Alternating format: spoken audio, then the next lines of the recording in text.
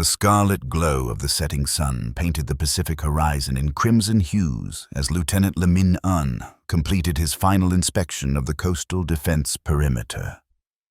Forward base.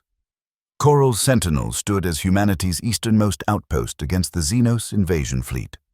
A sprawling complex of reinforced bunkers and advanced weapon emplacements nestled into the tropical coastline. The year 247 marked the third year of the Luminal War, humanity's desperate stand against an alien civilization that had emerged from the depths of the Andromeda Galaxy. "Perimeter secure, Lieutenant," reported Staff Sergeant Huang Thu, Minan's longtime friend and training assistant. Her weathered face, marked by a thin scar across her left cheek, a souvenir from the Battle of New Singapore, betrayed no emotion as she handed over the security logs. "All weapon systems nominal. Defense grid at 97% capacity." Minang nodded, scanning the digital readout with practiced efficiency. Around them, the Marine Corps' 8th Amphibious Combat Battalion, his battalion, moved with a precision that came from months of rigorous training. As the unit's lead combat instructor, he had personally overseen each soldier's preparation for the harsh realities of interstellar warfare.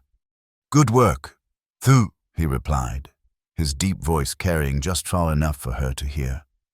"But I want those coastal sensors recalibrated before nightfall. The atmospheric distortion from yesterday's ion storm is still affecting our long-range scans." "Already on it, sir." Thu gestured toward a team of technicians working at the edge of the compound. "Ensign Lin is overseeing the calibrations herself." Min An followed Thu's gaze to where Ensign Tran Kan Lin, the battalion's newest officer, directed the technical crew with a mixture of nervousness and determination. Despite graduating at the top of her class from the United Earth Military Academy, Lin still carried herself with the hesitancy of someone unaccustomed to command. Yet Minan had noticed flashes of brilliance during combat simulations, an intuitive grasp of tactical movement that couldn't be taught. "The kid's improving," he observed, allowing himself a rare half-smile. "She reminds me of you, back when we were both fresh out of the academy." Thu replied with a knowing look. "All protocol and precision until that first real firefight." Before Minan could respond, his neural implant pulsed with an incoming priority message. Admiral Nguyen, commander of the Pacific Defense Fleet, appeared as a translucent hologram projected from Min An's wrist communicator. "Lieutenant," the Admiral began without preamble, "long-range sensors have detected unusual gravitational fluctuations 30 kilometers offshore. It could be nothing. Residual effects from the ion storm. But I want your battalion on elevated alert tonight." "Understood, Admiral. We'll double the watch rotation and maintain combat readiness." "Good. The mainland reinforcements won't arrive until 800 tomorrow. Until then, Coral Sentinel stands alone." The Admiral's hologram flickered momentarily. "Remember your training, Lieutenant? Nguyen out?" As the hologram dissipated, Min An turned to Thu, who had already begun updating the battalion's alert status through her tactical pad. "Spread the word," he ordered. "Full combat gear for all personnel. I want weapon systems manually checked and double-checked." "You think they're coming?" Thu asked, her voice steady despite the implication. Min An gazed toward the darkening horizon, where the first stars had begun to appear. "I think we should be ready if they do." Throughout the base, alarms sounded as Marines rushed to their stations. The methodical chaos of combat preparation filled the compound, the familiar rhythm of boots on concrete, the metallic click of power armor being secured, the high-pitched whine of energy weapons charging. In the officers' quarters, Min An reviewed the coastal defense protocols one final time before securing his own combat armor. The reinforced exoskeleton hummed to life as it interfaced with his neural implant, enhancing his strength and reflexes while providing tactical overlays of the surrounding terrain. His standard-issue XM-47 pulse rifle, capable of firing superheated plasma rounds that could cut through Xenos bio-armor, rested within easy reach beside his bunk. As darkness fully enveloped the base, Min-an completed his final inspection rounds. The coastal defense batteries stood ready, their massive barrels aimed toward the inky blackness of the Pacific. Automated sentry drones patrolled the perimeter, their sensors scanning continuously for any sign of intrusion. In the barracks, those Marines not on immediate duty rested in their powered armor, ready to deploy at a moment's notice. Everything was as prepared as it could be. Yet Min-an couldn't shake the feeling of impending dread that had settled in his gut, the same intuition that had saved his life during the ambush at Phobos Colony. Something wasn't right. "Get some rest, Lieutenant," Thu advised as they completed their inspection. "I'll take first watch." Min-an nodded reluctantly. "Wake me at the slightest anomaly." "Always do." In his quarters, Min-an removed only his helmet and boots before stretching out on his bunk, the weight of his armor a familiar comfort. Sleep came in fitful bursts, his mind cycling through defense scenarios and evacuation protocols. He dreamed of home, of Hanoi rebuilt after the Great Flooding, its ancient temples now standing alongside towering arcologies that housed millions. He saw his father's disappointed face when he had chosen military service over a prestigious position at the Global Reconstruction Authority. "We survived climate collapse and resource wars only to face aliens?" his father had asked incredulously. "Humanity needs builders now, not soldiers." The dream shifted to the Battle of New Singapore, where half his previous unit had been vaporized by Xenos energy weapons. The screams of the dying, the smell of burning flesh. Min-an jolted awake, disoriented. Something was wrong. The room was pitch black. Not even the emergency lighting functioned. His neural implant remained silent, cut off from the base's tactical network. The omnipresent hum of the defense grid had vanished, replaced by an eerie silence. Power failure? Impossible. The base had redundant fusion generators and backup systems. Even in the worst-case scenario, emergency lighting and basic communications should remain operational. Reaching for his helmet, Min-an found only empty space where his equipment should have been. His rifle was similarly missing. A cold realization washed over him. This was no ordinary power failure. Moving silently in the darkness, Min-an felt his way to the door of his quarters. It refused to slide open automatically, forcing him to manually override the emergency release. The corridor beyond was equally dark and silent, illuminated only by the faint moonlight filtering through distant windows. "Thu?" he called softly. No response, as his eyes adjusted to the darkness. Min-an made his way toward the command center, encountering confused Marines emerging from their quarters. None had weapons or complete armor, only the base layer undergarments that connected to their powered exoskeletons. "Lieutenant!" A voice called from the shadows. Ensign Lin appeared, her face pale in the moonlight. "What's happening? All systems are down, and the armory, it's empty." "Empty?" Min-an's mind raced through the implications. "Gather everyone in the central courtyard. Now." Within minutes, the entire battalion had assembled, nearly 300 Marines standing in confused formation under the stars. Staff Sergeant Thu appeared at Min-an's side, her expression grim. "It's not just the power, sir," she reported. "Every weapon on base is gone. Rifles, sidearms, even combat knives. The vehicle bay is empty too, all APCs and tactical aircraft missing. It's like someone walked through our defenses and took everything while we slept." Min-an scanned the assembled troops, noting the mixture of confusion and fear on their faces. "Communications? Dead.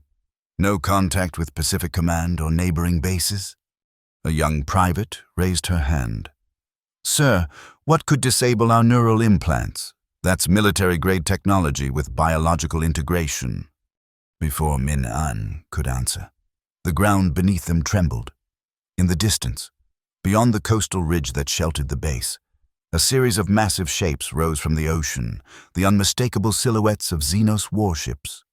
Unlike the smaller attack craft they had encountered before, these were capital ships, each the size of a pre-war skyscraper. "They're here," whispered Thu. Minan's mind raced through their options. No weapons, no communications, no power, and an invasion force unlike anything they had faced before. The realization hit him with stunning clarity. This wasn't a random attack. The Xenos had deliberately neutralized their defenses before revealing themselves. "Listen up," he called, his voice carrying across the courtyard. "We've been compromised, but we are still Marines of the United Earth Alliance. Our mission remains unchanged. Defend this position at all costs until reinforcements arrive." "With what, sir?" asked a sergeant from the rear ranks. "They've taken everything." Minan looked directly at the man, his gaze unwavering. "Not everything. They've left us our greatest weapons, our minds and our hands." A murmur ran through the assembled troops. "Staff Sergeant Thu, Ensign Lin, with me, the rest of you, form your squads and begin immediate inventory of everything remaining on base. I want every piece of equipment, every tool, every item that could serve as an improvised weapon catalogued within the hour." As the Marines dispersed to carry out his orders, Min-An led Thu and Lin to the base's highest vantage point, a watchtower overlooking both the compound and the coastline beyond. From there, they could see the Xenos warships more clearly. 5 massive vessels hovering silently above the water, their hulls glowing with an otherworldly blue luminescence.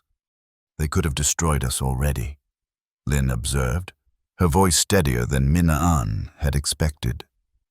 "Why disarm us instead?" "Psychological warfare," Thu suggested. "Break our spirit before the physical battle even begins." Min-An studied the alien vessels, remembering the intelligence briefings on Xenos tactics and philosophy. "No," he said finally. "It's a test." Both women turned to him questioningly.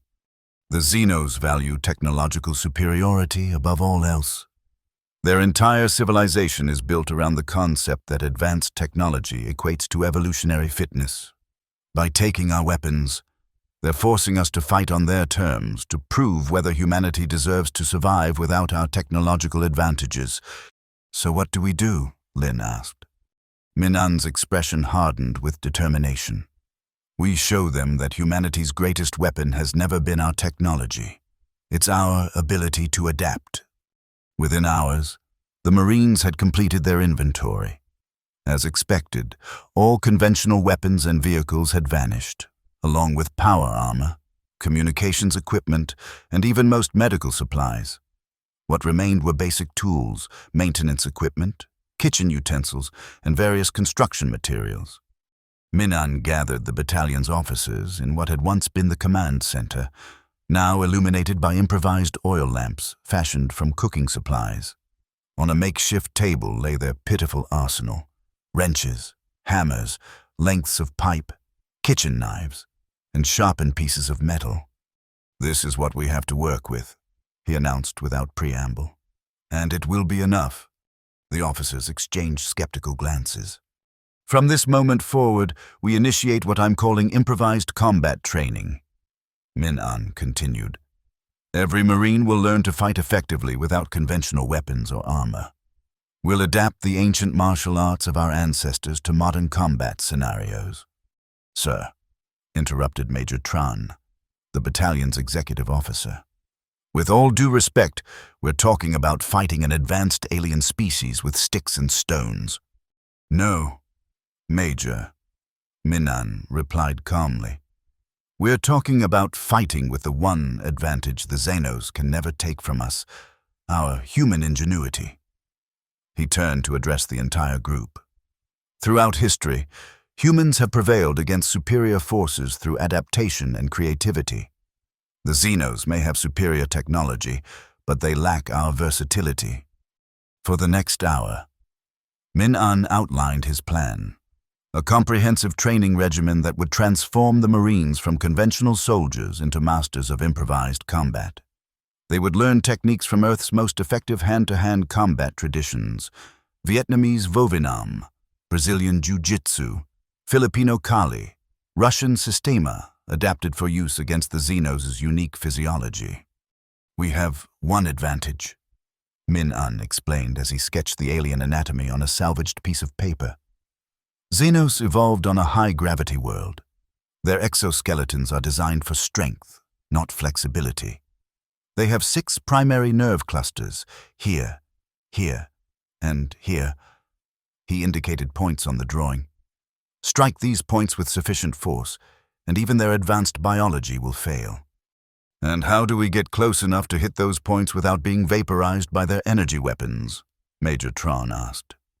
"Guerrilla tactics," Thu interjected, catching on to Min-Un's strategy.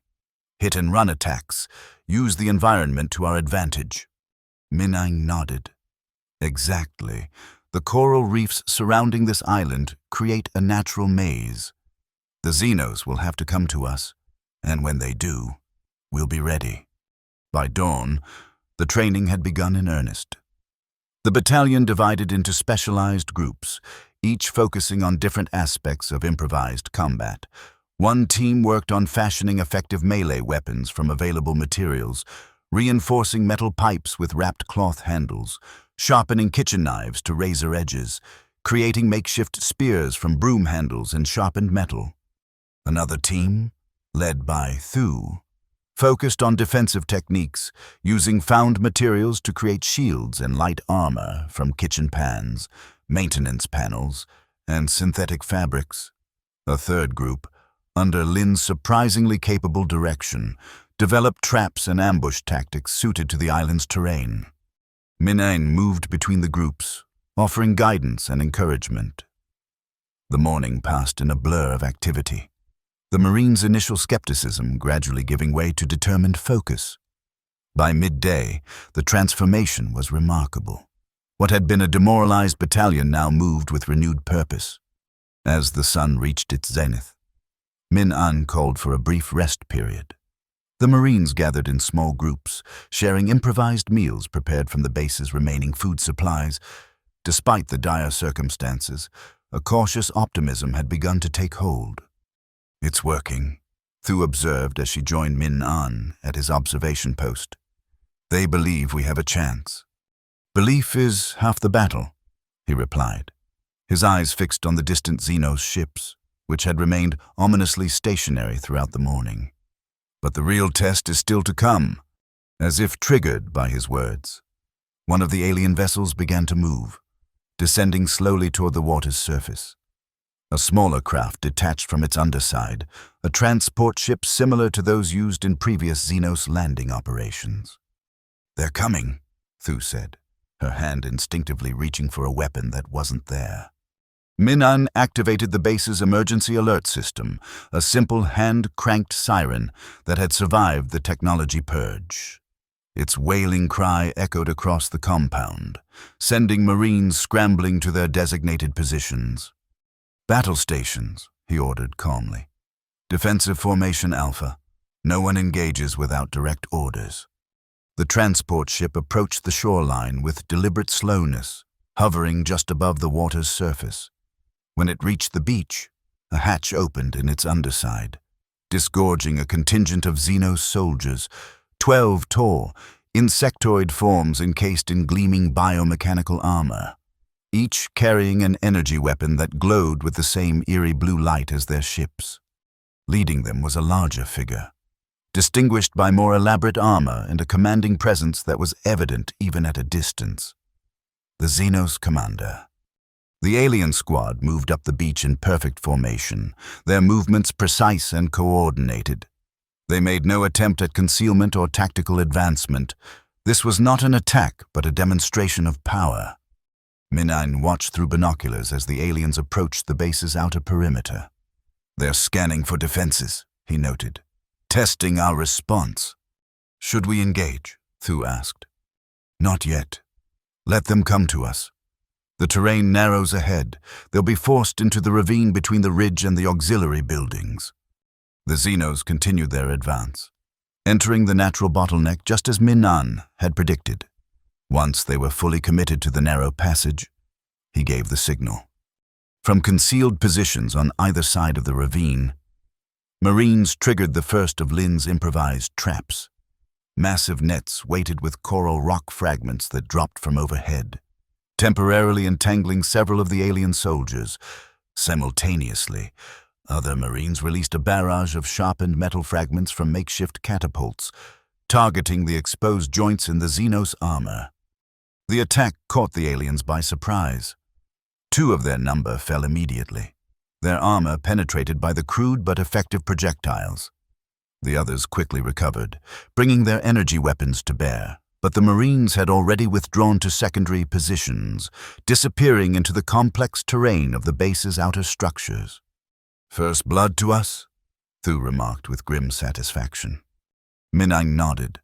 "But now they know we're not defenseless. The real battle begins." Over the next several hours, a deadly game of cat and mouse unfolded across the base.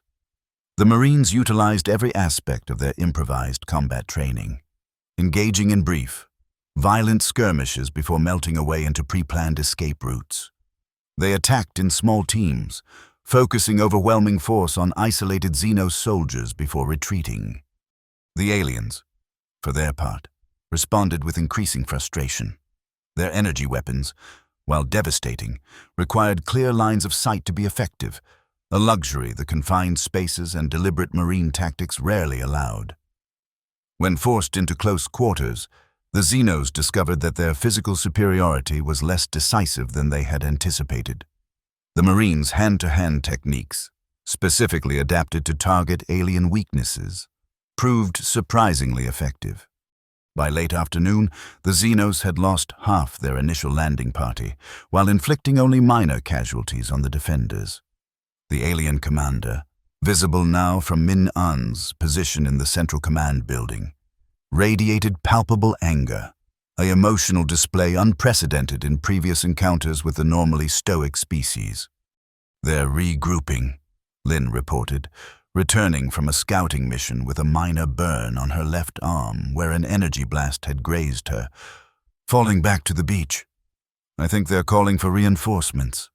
Minang nodded, assessing their situation. The Marines had performed beyond his expectations, but they had also been fortunate. The Xenos had underestimated them, expecting easy prey rather than organized resistance. That advantage would not last. "They'll come in force next time," he said. "We need to prepare for a full assault." As darkness fell, the Marines worked tirelessly to strengthen their defenses.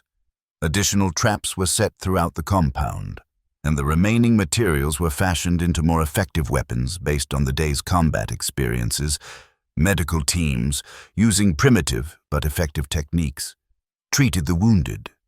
Min An gathered his officers for a final briefing before the expected night attack. "We've won the first round," he told them, "but the real test is still to come. The Xenos now understand that we're not helpless without our technology. They'll adapt their tactics accordingly. So will we," Thu responded with fierce determination. "Exactly."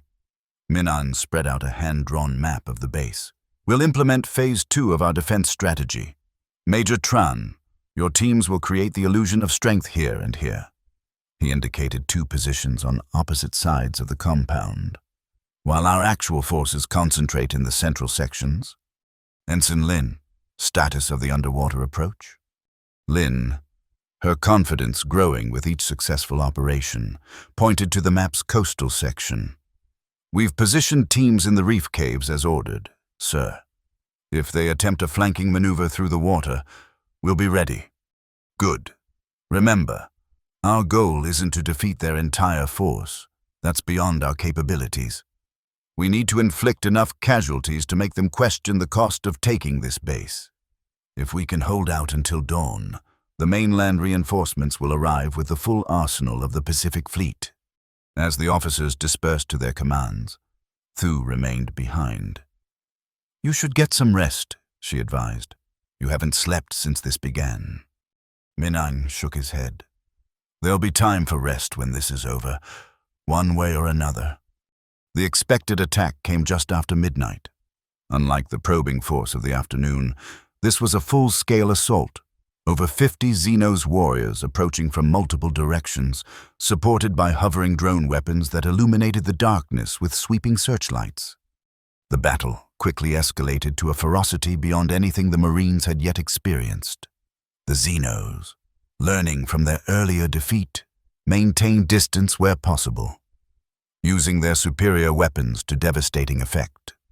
When forced into close combat, they fought with a cold efficiency that matched their technological advantage. Yet the Marines held their ground. Implementing Minan's strategy, they created an illusion of greater numbers through constant movement and coordinated attacks.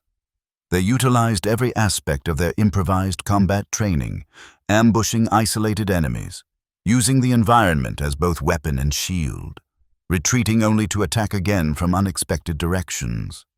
In the command center, converted now to a makeshift field hospital, Min-An coordinated the defense through a network of runners who carried his orders to the various battle groups.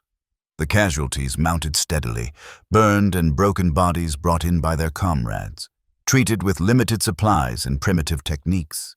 Yet morale remained surprisingly strong. Each small victory against the technologically superior enemy reinforcing the Marines' belief in their ultimate success. As the battle entered its third hour, a runner arrived with critical news. "Lieutenant, they've breached the western perimeter. At least 20 Xenos warriors moving toward the central compound." Min-An immediately recognized the threat. This was no random breakthrough, but a deliberate thrust at the heart of their defense. If the aliens secured the central buildings, the entire defensive strategy would collapse. "I need every available Marine at the western barricade," he ordered. "Staff Sergeant Thu, you have command here. Maintain pressure on their northern forces. Don't let them realize we're redirecting." Without waiting for acknowledgement, Min-An grabbed his own improvised weapon, a length of reinforced metal pipe with sharpened ends, and rushed toward the western sector. He arrived to find the situation even more dire than reported. The Xenos had not only breached the outer defenses, but had established a foothold in the maintenance building that overlooked the central courtyard. "Fall back to secondary positions," he ordered the Marines struggling to hold the line. "Concentrate fire on their lead elements." Improvised missiles, sharpened metal fragments, weighted nets, even containers of cooking oil set aflame, rained down on the advancing aliens. Several fell under the barrage, but the remainder pressed forward with implacable determination. Min-An found himself in direct combat with a Xenos warrior that had broken through the defensive fire. The alien towered over him, its forearms wielding both an energy weapon and a vicious-looking blade. Yet Min-An had spent the day studying their movements, identifying the weaknesses in their seemingly perfect coordination. Dodging the first energy blast, he closed distance rapidly, denying the alien the advantage of its ranged weapon. The Xenos shifted to its blade, slashing with blinding speed, but Min-An was already inside its guard, driving his sharpened pipe into the joint between helmet and body armor, where he knew a primary nerve cluster resided. The alien collapsed immediately, its nervous system overloaded by the precise strike. Min-An had no time to celebrate the victory, as two more warriors appeared from the shadows. These he could not defeat alone, but he didn't have to. A barrage of improvised projectiles from nearby Marines drove the aliens back, allowing Min-An to regroup with his forces. The battle for the western sector raged for another hour, a desperate struggle of technological superiority against human determination. Gradually, the Marines forced the Xenos back, reclaiming the maintenance building and re-establishing their defensive perimeter. As dawn approached, the alien forces began a general withdrawal, retreating toward their landing craft on the beach. The Marines, exhausted but exultant, maintained disciplined fire until the last enemy had disappeared from sight. In the aftermath, Min-An surveyed the damage. The base lay in ruins, many buildings reduced to smoldering rubble by Xenos energy weapons. Nearly a third of his battalion was dead or seriously wounded. Yet they had held, against all odds, against an enemy with overwhelming technological superiority. They had defended their position. "They're regrouping on the main ships," Thu reported, joining him at the observation post. Her left arm hung useless at her side, a makeshift bandage covering a severe burn. "No sign of immediate reinforcement. And our people? Wounded are stabilized. The remaining combat teams are redeploying as ordered. We can hold this position if they come again." Min-Ang nodded, his gaze fixed on the massive Xenos vessels hovering above the ocean. "They won't come again. Not in the same way." "What makes you so sure?" "Because they're learning just as we are. This wasn't just about taking the base. It was about understanding human combat capabilities when stripped of technology. They've collected that data now. A disturbance on the beach drew their attention. A single Xenos transport had landed, and from it emerged a solitary figure, the alien commander they had observed earlier, now approaching the base alone and unarmed. "A parley?" Thu asked incredulously. "Or a trap?" Min-An replied. "Either way, we need to respond. Gather a security team, 5 of our best, no visible weapons, but be ready for anything." Minutes later, Min-An stood on the beach, facing the Xenos commander across a small stretch of sand. Up close, the alien was even more imposing, nearly 3 meters tall, its chitinous exoskeleton gleaming with embedded technology far beyond human understanding. Its 4 eyes, arranged in a diamond pattern, studied Min-An with unsettling intelligence. "You have surprised us. Human." The alien spoke in perfect English, its voice a mechanical approximation produced by a translation device. "This outcome was not predicted by our models." Min-Ang maintained a neutral expression, revealing nothing of his exhaustion or the pain from his own wounds. "Perhaps your models failed to account for human adaptability." "Indeed." The Xenos made a gesture that might have been acknowledgement. "We believed that by removing your technological advantages, we would render you helpless. Instead, you revealed capabilities our analysis had not anticipated. Humans have been fighting with our hands long before we developed advanced weapons." Min-An replied. "It is part of who we are." The alien commander was silent for a moment, its compound eyes unreadable. "Our mission was to test humanity's worthiness as adversaries. To determine if your species relies entirely on your technology, or if you possess other qualities worthy of respect." Min-An understood then. This had never been about conquering the base. It had been an experiment, a controlled assessment of human capabilities. "And what have you determined?" he asked. "That humanity is more interesting than we had believed." The Xenos made another untranslatable gesture. "This engagement is concluded. We will withdraw our forces from this sector as agreed in the protocols of assessment." Before Min-An could respond, the alien turned and walked back towards its transport. Within minutes, the entire Xenos fleet had begun to ascend, rising rapidly into the morning sky until they vanished from sight. Thu approached cautiously. "What just happened?" "I think," Min-An said slowly, "we just passed a test we didn't know we were taking." As the sun climbed higher, the first transport ships from the mainland appeared on the horizon, the reinforcements they had been promised, arriving exactly as scheduled. Medical evacuation craft landed first, followed by combat units prepared for a battle that was already over. Admiral Nguyen herself arrived with the command staff, her expression cycling from shock to disbelief as she surveyed the devastation and heard Min-An's report. "You fought the Xenos with improvised weapons? And won?" she asked incredulously. "We adapted, Admiral," Min-An replied simply. "When they took our technology, we relied on what they couldn't take, our training, our teamwork, and our will to survive." In the days that followed, the survivors of Coral Sentinel Base were evacuated to the mainland for proper medical treatment and debriefing. The story of their improvised defense spread rapidly through the United Earth military, a tale that seemed impossible until confirmed by multiple sources and the Xenos commander's own recorded statements. Military analysts pored over every detail of the engagement, extracting lessons that would reshape combat training throughout the human forces. What had begun as a desperate improvisation became formalized into the adaptive combat methodology, a comprehensive approach to warfare that emphasized human capabilities beyond technological dependency. 1 month after the battle, Min-An found himself standing before the United Earth Defense Council, the highest military authority of the human alliance. His wounds had healed, though he would always carry a slight limp from a fractured femur sustained in the final hours of the battle. "Lieutenant Min-An," began the council chairman, a stern-faced woman whose decorated uniform bore the scars of earlier conflicts.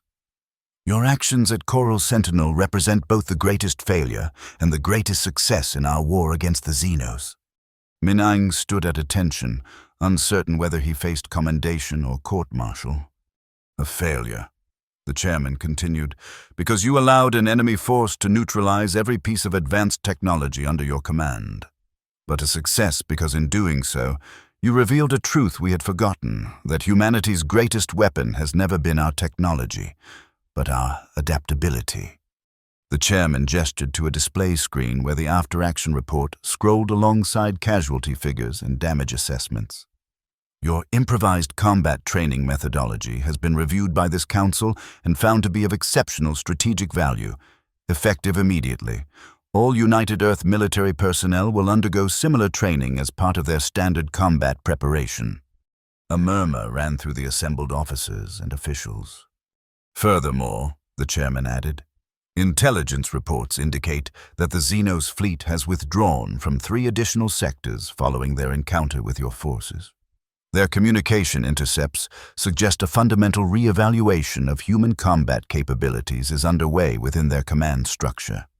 The chairman stepped forward, her expression softening slightly. "In recognition of your service and innovation under extreme duress, you are hereby promoted to the rank of commander, with assignment to the Special Combat Training Division. Your mission will be to formalize and expand the methodologies you developed at Coral Sentinel." Min-An stood speechless for a moment, the implications sinking in. "Thank you, Madam Chairman. But the credit belongs to my entire battalion. Every Marine at Coral Sentinel contributed to our survival." "Indeed," the chairman agreed. "Staff Sergeant Huang Thu has been promoted to lieutenant and will serve as your executive officer. Ensign Tran Kan Lin receives a field promotion to lieutenant junior grade, with commendation for her tactical innovations. All survivors of what we're now calling the Coral Sentinel Stand will receive the Distinguished Service Cross and appropriate assignments reflecting their demonstrated abilities." As the formal ceremony concluded, Min-An found himself surrounded by his former officers, now fellow commanders in the restructured combat division. Thu approached with a rare smile, her new lieutenant's insignia gleaming on her collar. "So," she said, "it seems your improvisation has become official doctrine. How does it feel to reshape the military you once thought was too rigid to change?" Min-An considered the question. "It feels like we've remembered something important, something we'd forgotten in our rush to match the Xenos technologically." "And what's that?"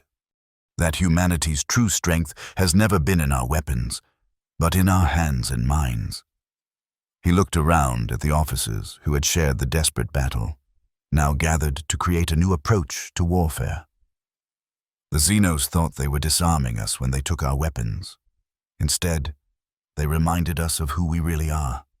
6 months later, Min-An stood on the observation deck of the United Earth flagship Democracy, watching as the latest class of Marines demonstrated their mastery of what was now officially designated adaptive combat methodology.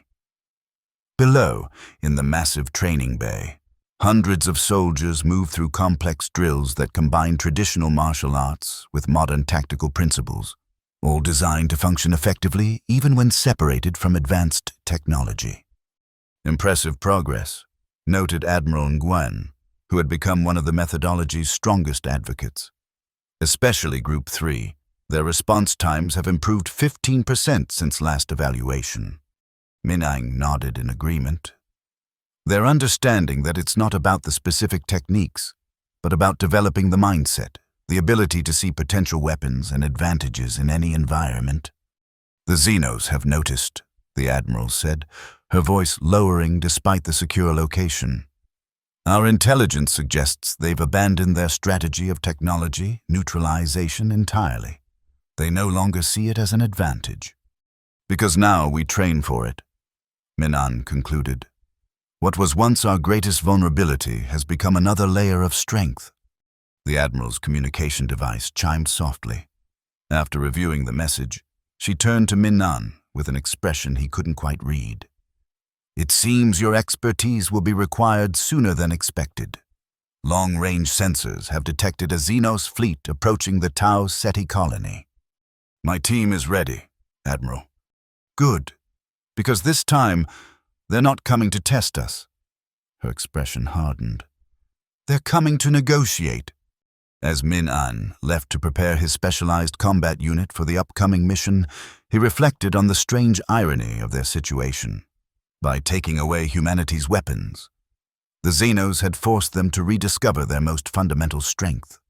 The aliens had sought to prove human inferiority through technological dependency, only to reveal the very quality that made humanity a formidable adversary, and perhaps, eventually, a worthy partner in the cosmos.